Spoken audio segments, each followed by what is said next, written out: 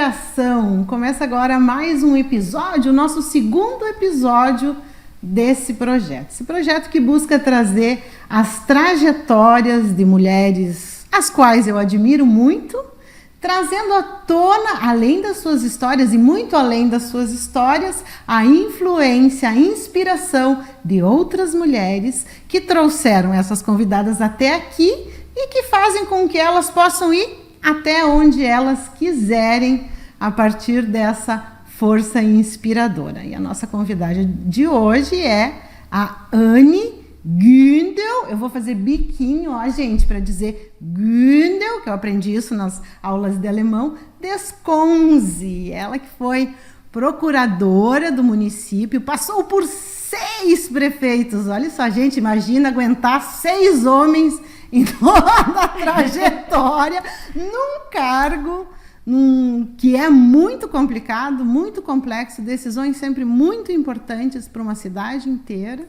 E agora, essa que é também advogada e pedagoga, ela está aposentada.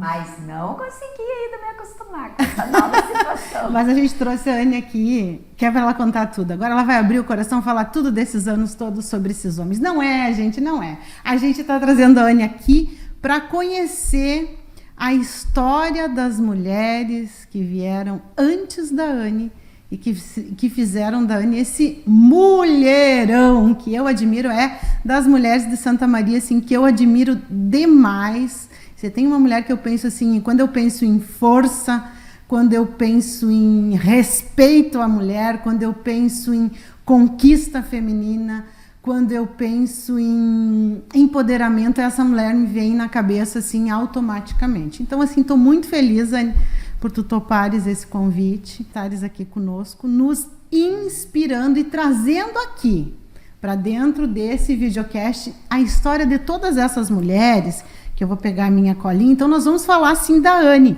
mas nós vamos falar hoje da Elisa, da Clélia, da Maria Isabel, da Morena e da Carolina. Essas mulheres não estarão aqui fisicamente, mas estarão também aqui conosco, trazendo essas histórias sensacionais que trouxeram a Anne até aqui e vão levar a Anne para onde ela quiser, porque foram essa inspiração transformadora de vidas e realidades. E por quais dessas mulheres sensacionais da tua vida nós vamos começar? Acho que pela minha bisavó. Então vamos lá. Bisavó é a paterna, Carolina. Carolina Ângelo Becker. Ela, eu não a conheci porque ela faleceu quando a mãe estava grávida de mim. Mas ela foi e é uma presença muito forte na nossa família até hoje. Pelas histórias dela. Ela sempre foi uma mulher muito independente. Imagina, né? Ela nasceu em 1800. Imagina uma mulher independente e... Olha, a gente já começa a entender porque todo esse hereditismo da Anne a partir já da primeira mulher que entra aqui na nossa conversa. E ela era uma das 3 filhas de uma viúva, né? Então a mãe dela ficou viúva, imagina ter que criar 3 mulheres. E uma dessas era a minha bisavó. Ela casou com o meu bisavô, que é o Rodolfo Becker, né? E logo ela sempre foi uma mulher que coordenava a casa. Por mais que na época, né, os homens eram machões e sempre aquela coisa de que quem mandava era o homem, ela era uma mulher muito forte. Liderando lá nos anos de 1800. Imagine. E adorava andar na rua, adorava passear. Aí vem a veia já, né, dessa coisa. Por isso que a Anne está sempre viajando. De socializar. E ela aproveitava quando ele saía para trabalhar, ela saía também para visitar as vizinhas. E um pouquinho antes do horário dele voltar do trabalho, ela corria para casa. E ele voltando a cavalo. Estava sempre pronta para receber o seu marido em casa. Ele diz que quando ele via... Ele voltando a cavalo, ele via ela pulando a cerca, assim, naquela época, né?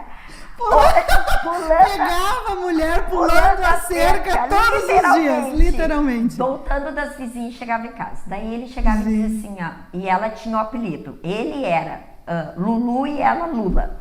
E ele dizia, Lula, tu tava na rua? E ela, não. Não. Eu estava sendo feliz.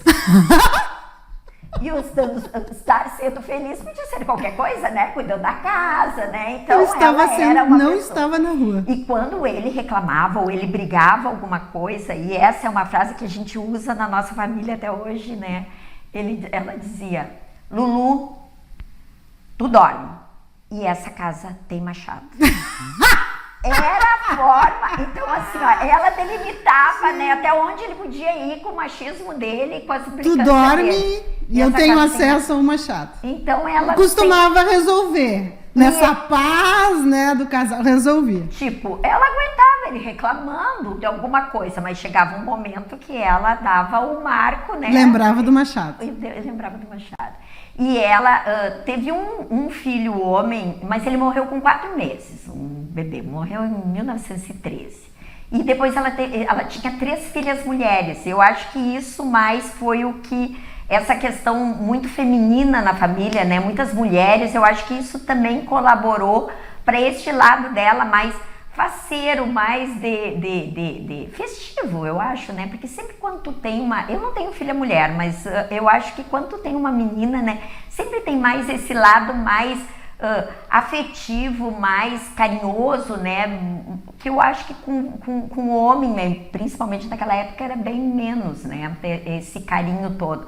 Então eu acho que isso fez dela. E ela, então, é uma presença muito forte, principalmente com nessas frases de impacto que ela tinha. Isso a gente continua até hoje. Ficou eternizada. Só substitui o destinatário, né? Mas como começa cedo, e a gente já comentamos no primeiro episódio com a Marta, e eu estava comentando aqui antes de começar com a Anne, como a gente tem histórias de mulheres que foram líderes sem cargos, sem posições, sem trabalhar fora. E foi o caso da Carolina. Mas você sabe, Fabiana, que eu te digo pela história da minha família. Eu vejo uma liderança muito mais forte nessas que, mesmo sem ter um cargo de destaque, consigam fazer transformar uma família. É uma coisa, conduzir o caminho. Tu sabe o quanto é desvalorizado o trabalho de uma mulher em casa, né? Quer dizer, tu só valoriza ou tu só reclama quando ele não é feito. Mas tu não vê que quando tu chega em casa, alguém organizou tudo, alguém arrumou tua roupa, alguém passou tua roupa, alguém fez tua comida. Tu não valoriza isso. E não tem reconhecimento nenhum. Não tem reconhecimento nenhum disso. E o quanto elas são importantes. Então, isso eu tenho da minha família, apesar de não serem mulheres que trabalharam fora, elas foram líderes muito melhores do que eu, com certeza. Isso é uma coisa que eu A gente disse pra mim, como tu és maravilhosa, sensacional. E ela disse, não, maravilhosa é a minha mãe, maravilhosas são as mulheres da minha família. Exatamente. Eu tenho certeza disso. Carolina, a bisavó paterna. E a materna? Qual é a influência que ela teve na tua trajetória? A Morena. Morena Porto. Morena Porto. Fale-me da Morena. A Morena eu conheci. Inclusive, eu era pequena, eu fui na festa de 50 anos dela. Ela era uma pessoa tranquila. Uma pessoa assim, por mais que tivesse o homem, ela também era a mestra da casa. Ela era a que comandava. As mulheres, tanto do lado paterno como materno, elas sempre, da minha família, eu acho que é isso que tu traz, né, no teu sangue, elas sempre foram as mulheres de posição. Elas nunca foram submissas, nenhuma. Por mais que formalmente ou aparentemente quem olhasse a família e pensasse, não, o chefe da casa é o homem, eram elas. Ela sempre foi uma mulher muito elegante, uma mulher bonita. Enquanto a Anne vai falando, gente, enquanto a Anne está falando, estão aparecendo as fotos aí, para vocês visualizarem também essas mulheres. Todas as mulheres da minha família, elas sempre foram muito elegantes. A elegância, eu acho que é o marco da minha família. Se tu perguntar, qual é o marco das mulheres na tua família? A elegância. Quando ela chegou aqui, o que eu disse... Anne, mas tu tá um arraso, que elegância é essa? Olha como tudo fecha, não, tudo se explica. Isso eu acho que vem de berço, sem dúvida, né? De tu ver, mas não é só a elegância na forma de se vestir, mas de se portar, de tratar as pessoas, né? De tratar as pessoas com educação, com respeito. Na minha família, tanto por parte de pai como por parte de mãe, as mulheres nunca falaram palavrão. Já meu avô, por parte de pai, alemão, todos os palavrões que vocês puderem imaginar, ele sempre usava. E tu fala? Não falo. Nenhum. Minha mãe também nem não. Quando se machuca, alguma coisa assim, ó, que parece que o palavrão te ajuda a botar pra fora aquela dor. Não, porque tu não tem o hábito. Não.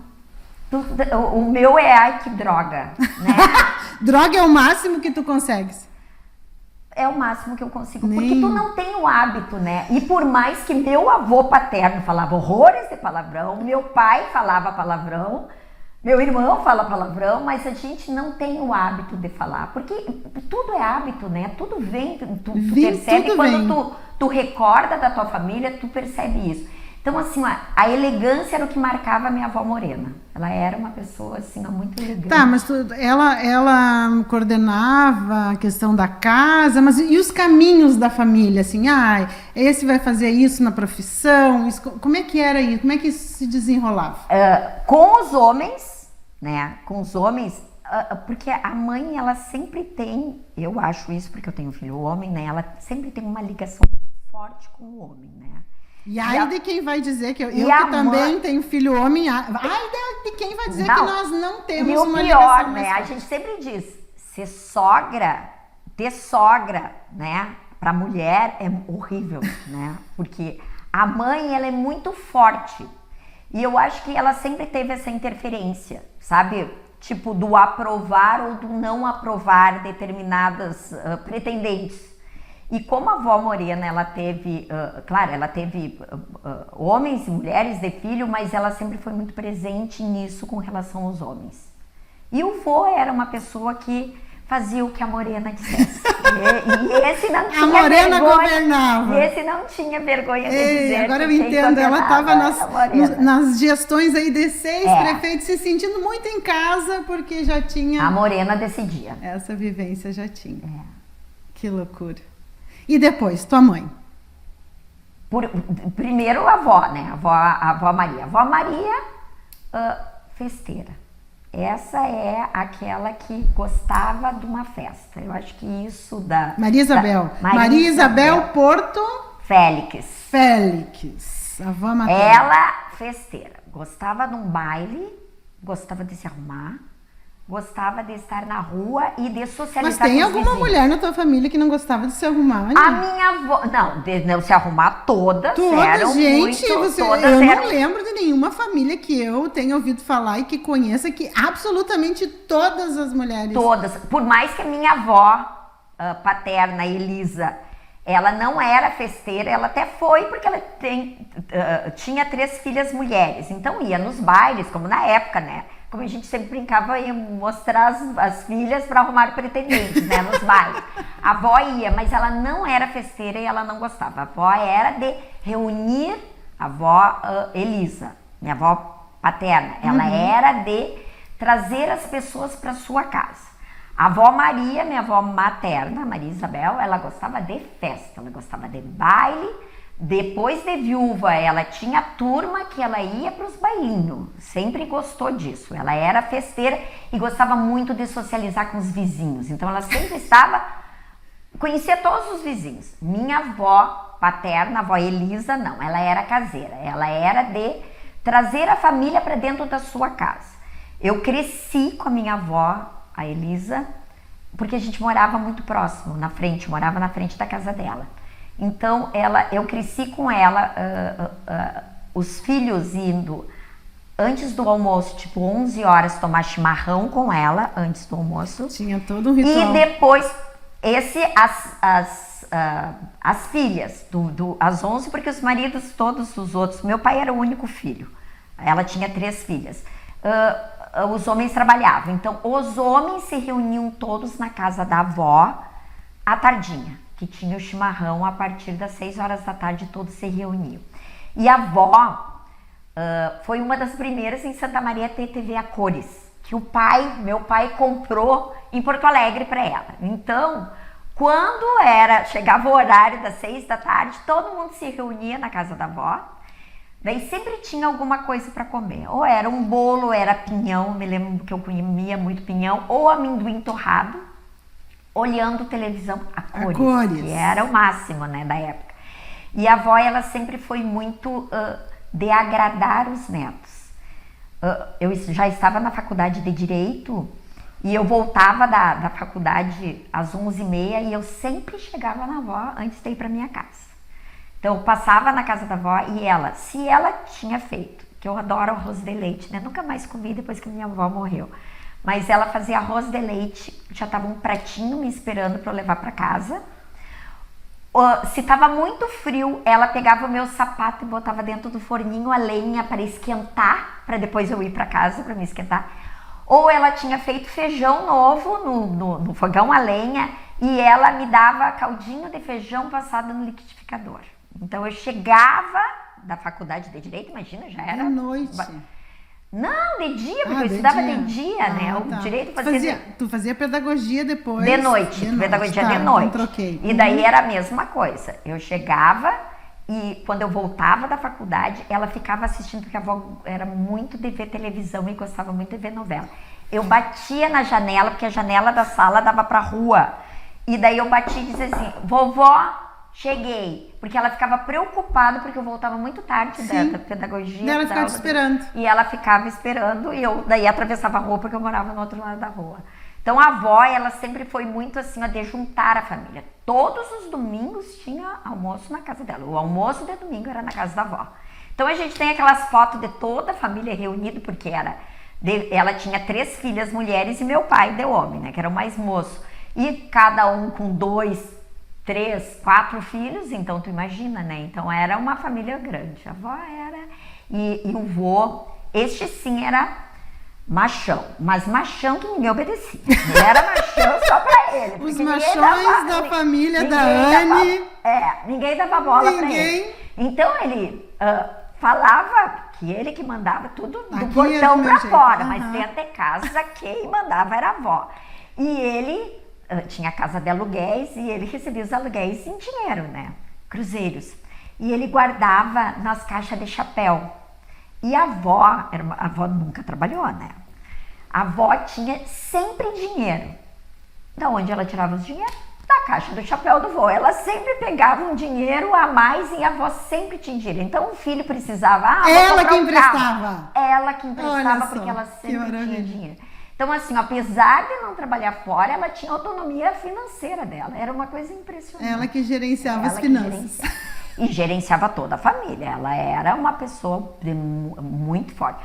De todas, acho que por não ser tão festeira, de ser mais vinculada à família, ela coordenava toda a família. As filhas e decisões sobre o que ia fazer de carreira, se vai casar, não vai casar. Mas a minha mãe, apesar dela ser casada, né, com o único filho homem da minha avó, ela se dava muito bem com a minha avó. Posso dizer que a mãe até sempre reconhece isso, que ela se dava melhor com a minha avó, com a sogra do que com a mãe. Porque ela casou muito jovem, né? Minha mãe casou com 18 anos, então ela foi conviver, foi morar na frente da casa da minha avó.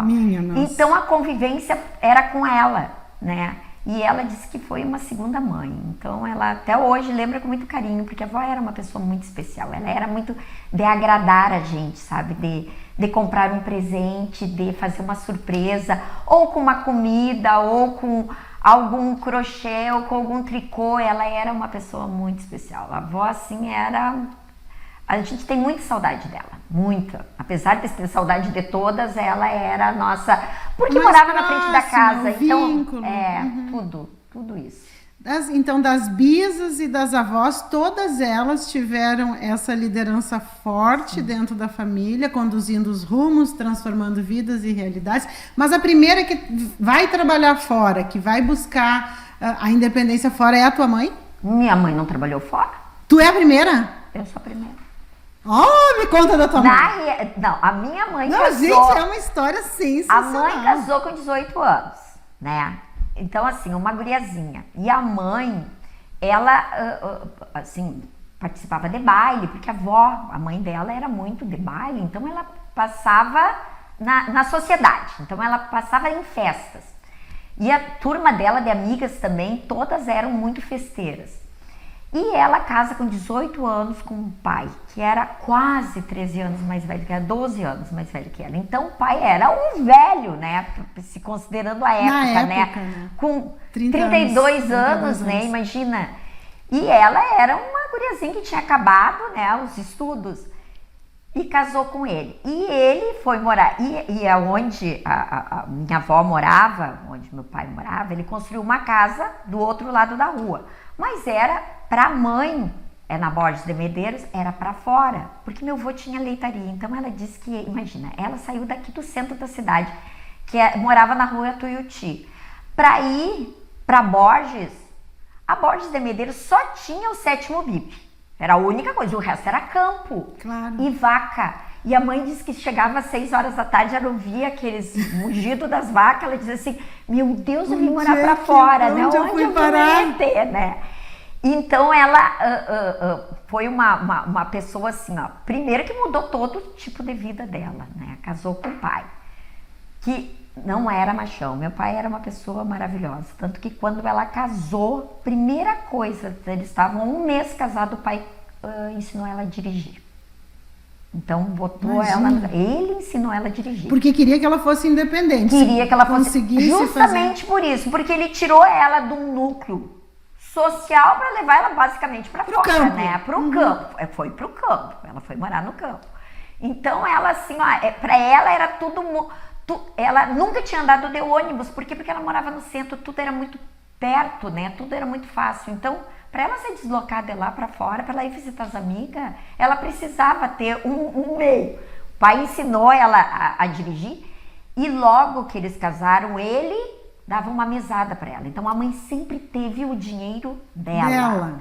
E depois, com o passar do tempo, nós éramos pequenos ainda, eu e meu irmão, tenho um irmão mais velho, a mãe que comandava o dinheiro da casa. Sempre foi ela que comandou o dinheiro do pai. O pai ela apenas não trabalhava. Ele saía com um cheque no bolso da camisa em branco.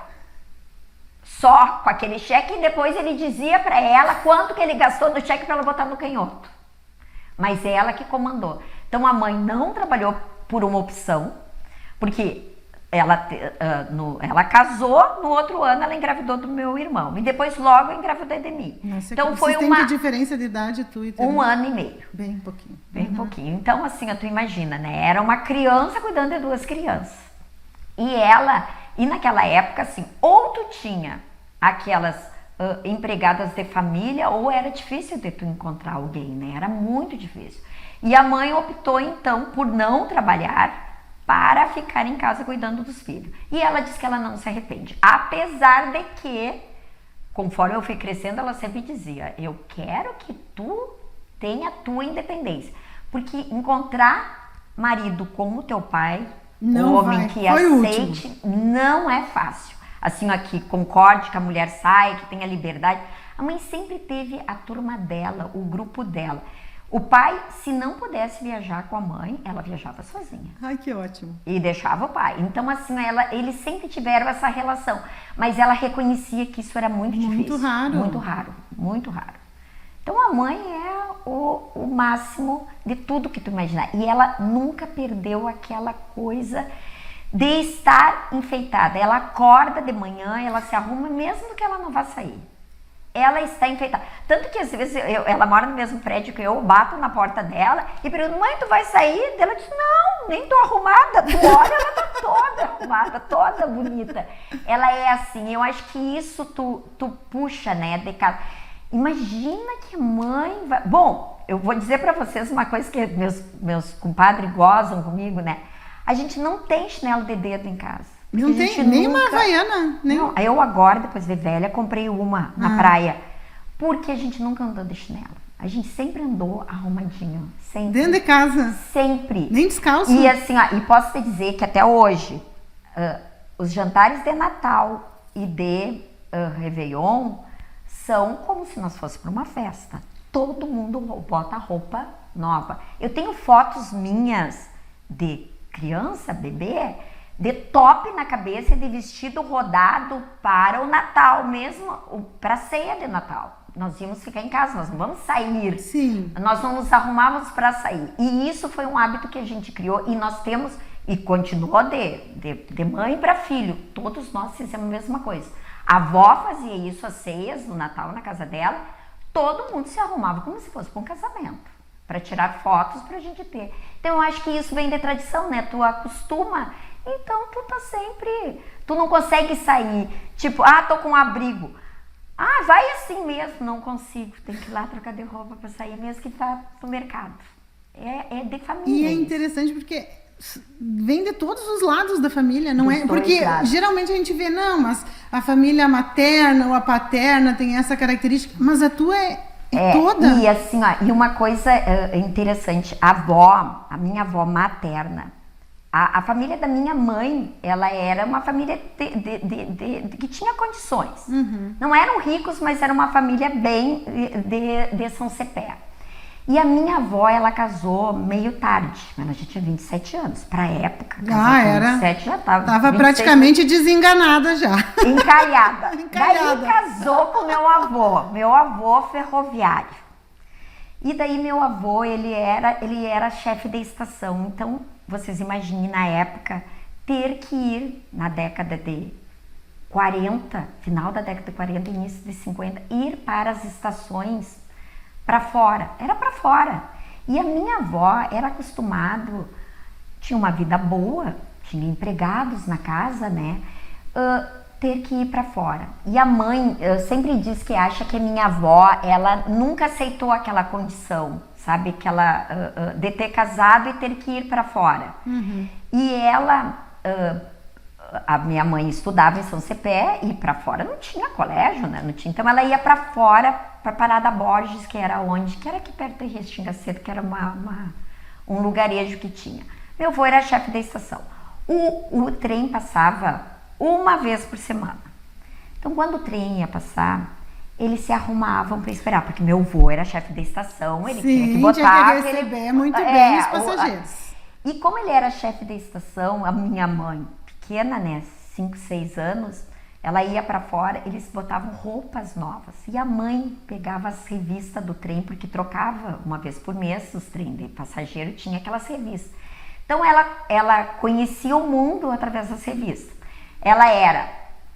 eu escrevi um artigo até sobre a história dela, porque a gente tinham reformado a estação ali de Restinga Seca, e a gente foi fazer um passeio, e eu digo, imagina a mãe aqui, né, na década de 50, né, final de 40, ela pegava as revistas, então assim, ela era apaixonada pela Evita Peron, que ela achava a mulher mais elegante, né, então acompanhava as notícias pelas revistas do vagão. Então, quando trocava as revistas, ficava na estação, então a mãe, ela aprendia. Então, ela queria muito, quando era pequena, um esmalte vermelho para pintar as unhas, imagina, na década de 50, e um casaco vermelho. Só que meu avô não queria que ela usasse o vermelho, porque o vermelho era o uniforme dos chefes da estação. E daí, como eles recebiam as peças desse tecido para fazer a roupa, tinha muita gente que usava, e meu avô era um daqueles funcionários públicos mais correto impossível. Deus o livre alguém imaginar que ele podia ter pego o tecido que era para fazer o uniforme dele, para fazer um casaco para a filha que queria muito.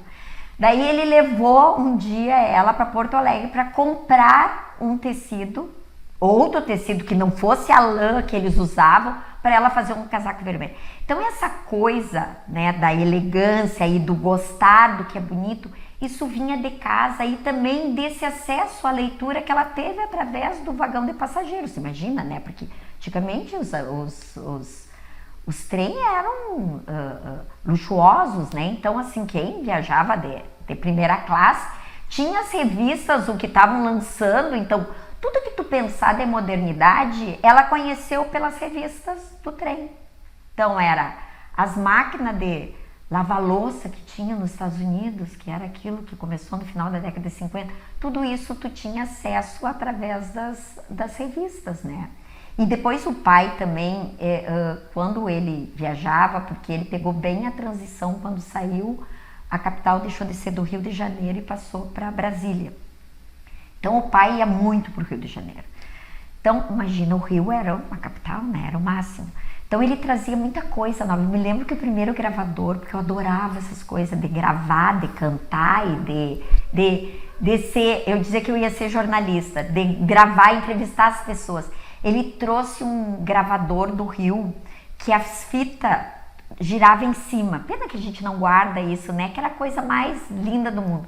E para a mãe, ele sempre trazia, claro, um presente ou um perfume, que era o que ela gostava, e trazia as revistas alemãs, porque daí no aeroporto ele conseguia, e daí tu tinha, né, todas as novidades que tinha na Europa, tudo que tinha de lançamento.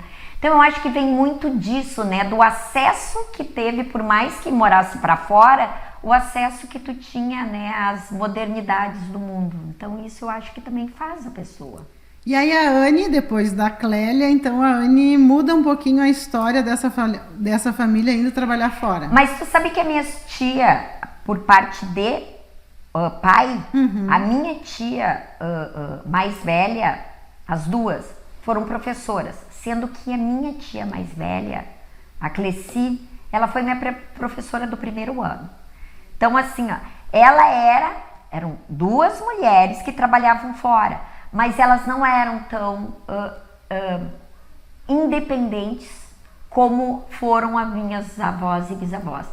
Por mais que elas trabalhassem fora, as duas. É que independência não necessariamente está vinculada a tu ganhar o mundo, tu né? pode ser independente financeiramente e ser dependente emocionalmente, afetivamente do marido, enfim. Porque, não sei se por criação, né, essa questão de... Ou por ser, porque eu lembro também das minhas primas, né? Elas, o objetivo delas quando a gente era criança, né? O objetivo, casar. Sim. Nunca foi o meu, nunca. A mãe disse que lembra, eu era pequena e eu tinha uma pasta. E daí perguntava, tá, e onde é que tu vai? Vou pegar meu carro. Claro, a mãe dirigia, claro, né? Então a já ideia tinha, era aquilo, né? Vou pegar meu carro e vou para o meu escritório. Escritório. Do que eu não brincava. As minhas bonecas, elas não eram meus bebês. Elas eram ou minhas alunas, que eu era professora, ou elas eram alguém que ia contratar meu serviço no meu escritório. Mas elas nunca eram tuas minhas clientes. filhinhas. Elas não eram minhas filhinhas. Não eram tuas então filhas. isso eu acho que tu traz de casa, né? Tu traz de família. E a mãe sempre incentivou isso, a mãe e o pai. De eu ter a minha profissão, porque ela, como eu disse, né, ela dizia, não pensa que tu vai encontrar homens, né, que vão reconhecer esse lado de que a mulher é independente, que ela pode fazer o que quiser, que ela pode sair, ela pode viajar. Nem sempre vai ser assim. Então é muito difícil isso. Apesar de eu ser uma pessoa independente, eu sou romântica, porque bem, eu acho que isso também é da família, né? A gente lia muito romance, a mãe lia muito romance. E daí eu pegava os livros da mãe e tu vai lendo. A mãe também tem a frase dela, né? Ela sempre dizia, o teu príncipe encantado é tu, né? Tu não precisa... Não espere por nenhum homem. Não espere. E outra frase que ela sempre dizia, não adianta tu querer um príncipe encantado e oferecer um sapo.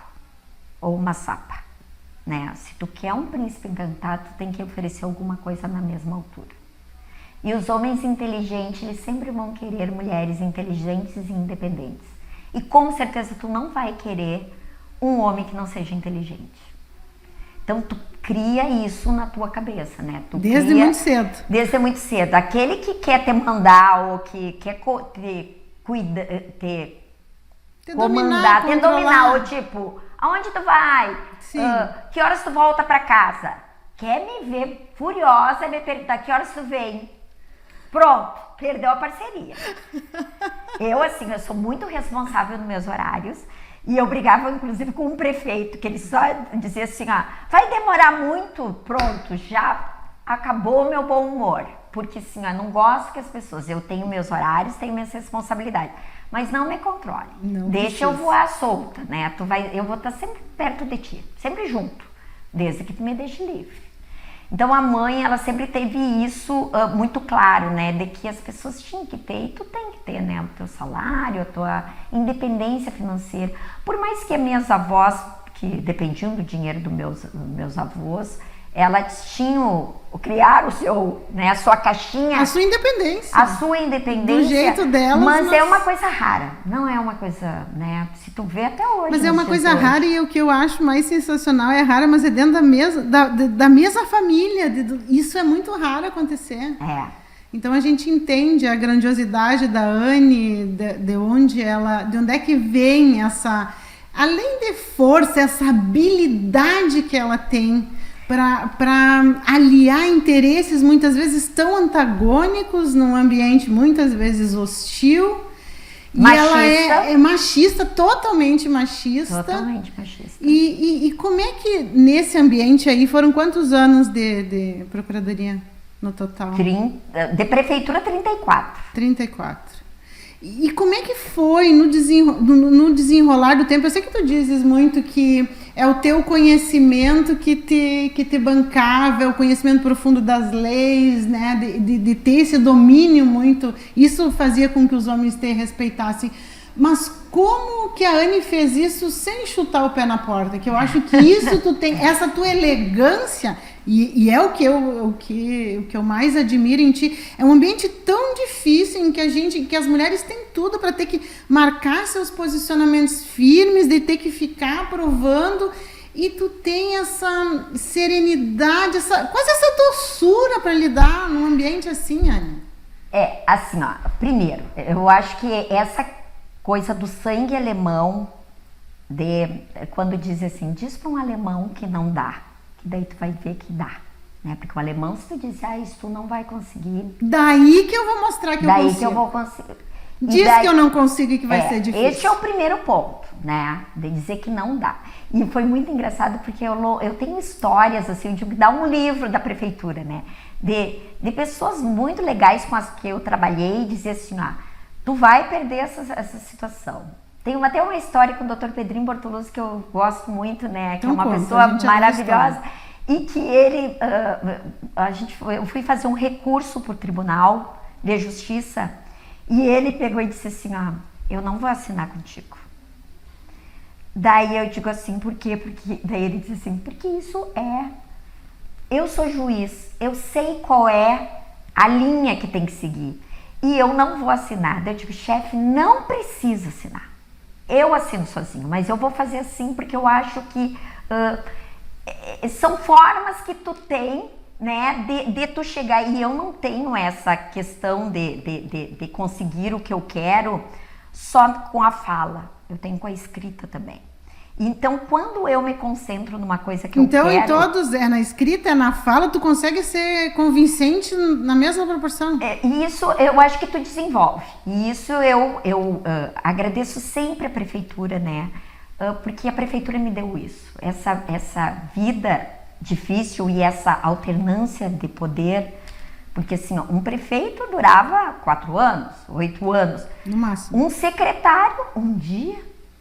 às vezes 12 horas, né? E tu tinha que trabalhar porque a procuradoria, ela tem interface com todas as secretarias, né? Então, eu convivi com todas as pessoas que tu puder imaginar. Desde extremamente machista, de que não falavam com mulher, tu imagina há quantos anos isso, né? Até pessoas, assim, que eram parceiros e que trabalhavam contigo. E o Dr. Pedrinho disse, eu não vou assinar contigo isso. Eu digo, não tem problema, mas eu quero fazer assim. E era muito interessante porque eu trabalhava numa sala e ele saía para almoçar, às vezes eu não saía, e ele voltava de tarde. E ele sempre, quando chegava de tarde, ele ia para uma mesa, porque a procuradoria no início só tinha 6, nós não tínhamos 8 horas, trabalhava 6 horas. E ele chegava e ia para uma mesa que ficava vazia, que era de um colega do outro turno, que ficava vazia na frente da minha, meio atravessada. E daí a gente conversava sobre o que eu estava fazendo ou o que a gente tinha que fazer, e a gente dividia muito o serviço. Então ele pegava mais a parte processual e eu pegava mais a parte administrativa em função das leis municipais. E ele sentou e começou a rir. E daí eu digo assim, e com um papel na frente dele, eu digo, chefe, o que tu tá rindo? Daí ele diz assim, uma coisa absurda de uma decisão aqui do tribunal. Daí eu digo, mas o que é? Daí ele disse assim, sabe aquele processo que tu fez? Nós ganhamos. Eu digo, não acredito. Então, assim, ó, são essas coisas primeiro, né, tu ter um objetivo, eu quero isso. Né? E eu acreditar, né? Porque assim, ó, eu jamais vou defender ou vou fazer alguma coisa que eu não acredito. Jamais. Nem consigo, sabe? E isso foi uma coisa que eu tive durante esse meu tempo de prefeitura. Respeito dos meus chefes. Tipo, eu dizia assim, porque eu, enquanto procuradora, eu não tinha a visão do todo. E não tinha sempre a visão política. Da situação.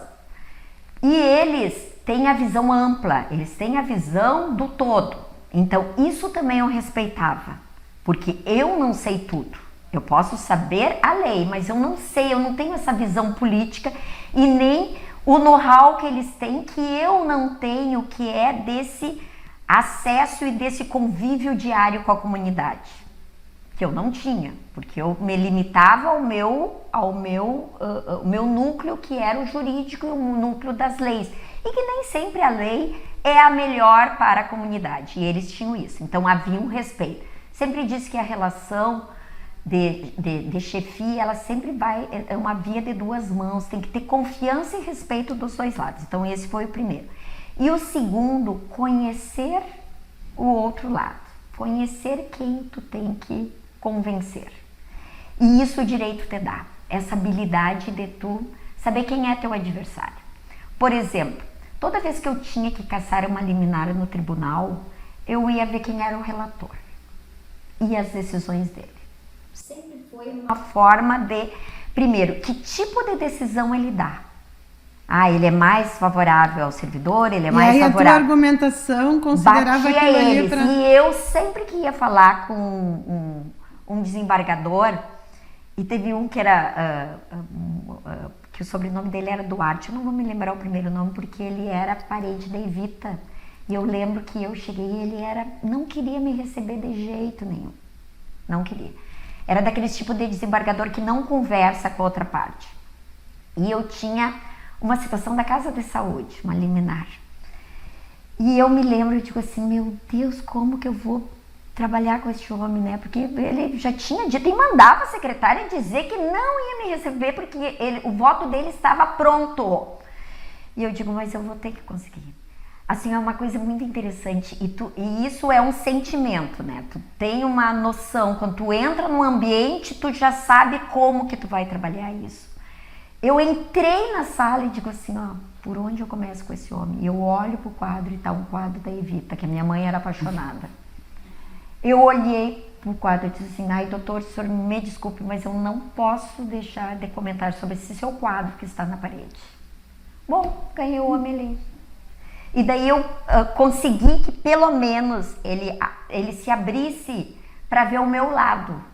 Porque eu entendo, as pessoas quando tem uma posição é muito mais... E principalmente assim, quando tu já vem de tempo, eles não vão parar para olhar. E essa era uma dificuldade que a gente do interior tem. O tribunal é muito longe, ele é muito longe. E um olhar, sabe, um gesto, uma palavra, tu muda a pessoa. Porque eu sempre, todas as pessoas que convivem comigo sempre dizem assim, ai, tu sempre foi muito dura. Eu digo, não, meu cargo é duro. Meu cargo é duro. Um amigo uma vez me escreveu um poema para mim. E ele disse que as pessoas não conheciam a Anne. Porque todo mundo via a Anne procuradora, aquela que tem que falar lei, que tem que ser... E eu acho que tem amigos mais chegados, né, que eu sempre dizia assim, ó, enquanto eu estou em Santa Maria, estou num cargo, porque eu tenho um maior compromisso com o cargo, e eu acho que eu represento um cargo. E eu não posso representar um cargo de qualquer jeito. Tu tem que representar com seriedade, com respeito.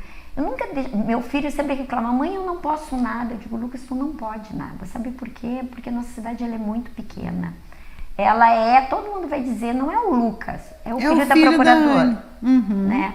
Então assim, eu sempre fiquei dentro de uma caixa de sapato. Eu sempre dizia, eu volto para Santa Maria, eu entro para a caixa e fecho a tampa. E ali eu trabalho. Quando eu viajo, eu tiro a tampa e a Anne. É a Anne que gosta de esquiar, a Anne que gosta de andar de roller. Falando nisso, marquei ontem com uma amiga minha que agora a gente vai andar de roller. Vai ser vista andando de roller.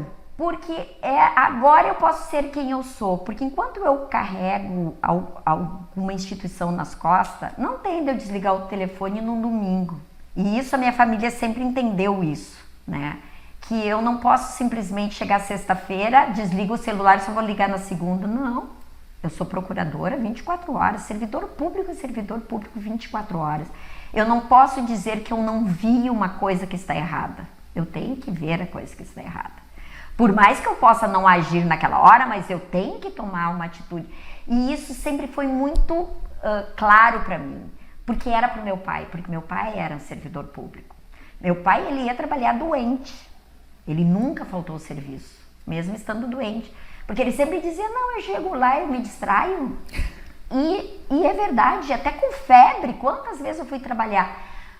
Então tem um momento que tu tem essa responsabilidade sim, e tu tem que ter, tu representa uma instituição. A instituição, ela não quer saber se tu tá com dor de cabeça, se tu tá doente, se tu tá com problema. E eu consegui separar isso. Mas também eu tinha que ter meus momentos meus. Então eu gosto das minhas fotografias, eu gosto de ir para fora, eu gosto de ver o pôr do sol, eu gosto de ver a lua, que agora eu tenho tempo para fazer isso. A Anne é muito requintada, muito elegante, mas ela também é muito simples, é muito vida simples. Eu gosto disso, eu acho que assim, não é o lugar que te faz feliz, sabe? É tu apreciando, é eu estar aqui contigo conversando, contando da minha família, é uma coisa legal. Isso me dá satisfação, sabe? É nas pequenas coisas. É eu pegar um livro, eu ganhar um bilhetinho de alguém dizendo ai, foi muito legal o que tu falou hoje. Isso tem muito mais significado do que tu me dar um presente caro. E é um presente, gente, mas é um presente que a gente já vai ter que entregar. Passa tão rápido, né? Passou muito rápido, Anne. E o objetivo aqui do Inspiração é justamente isso, é entender como a Anne chegou até aqui. A gente falou um pouquinho, né, sobre a tua experiência na Procuradoria, mas a proposta é diferente. É entender todas as mulheres significativas na vida da Anne. Isso. E como elas construíram a Anne até aqui e como elas ainda vão influenciar o daqui para frente. E posso te dizer, e acho que isso é o mais importante. Eu acho que todos nós, né, todas nós mulheres, a gente tem que voltar e ver quem nos antecedeu. A gente vê muito problema de relação mãe com filha, né, filha com mãe, a filha não reconhecendo a mãe ou brigando com a avó. Tem uma história por trás de cada um. Né? A atitude de uma pessoa, ela tem uma história. Quanta coisa ela teve que passar. Eu acho que tu te aproximar disso, tu conhecer, né, as dificuldades porque essas mulheres passaram, porque elas eram elegantes e bonitas, mas quanto elas sofreram, né?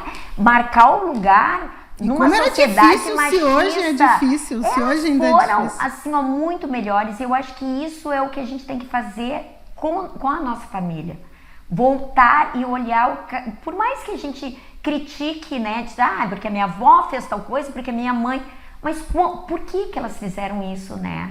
E as dificuldades que passaram, eu acho que isso é o mais importante, eu acho que é isso que te dá também, tu te reconhece e te dá a tua força para ti, né, ver a vida de forma melhor, mais feliz. A Anne falou isso e eu fiquei muito feliz que ela disse que esse exercício foi bem importante para ela, né? De trazer essas mulheres de volta. Algumas não têm mais a possibilidade de falar essas coisas, né, diretamente, mas o quanto isso vai ajudar a nós mulheres entendermos essa nossa história, o que nos trouxe até aqui, mais do que isso, como é que a gente se apropria desses exemplos de tantas mulheres maravilhosas para entender. E mais do que isso, para a gente construir um protagonismo talvez diferente, talvez hoje a gente ainda não esteja tendo aquele protagonismo que a gente quer. Então, quero te agradecer muito bom, muito bom. As mulheres da tua família foram maravilhosas, muito sensacionais. Sem dúvida. Muito sensacionais. E aqui a gente muito obrigada pela sua oportunidade. E celebra todas e cada uma delas em ti. Muito obrigada. Eu te agradeço sempre.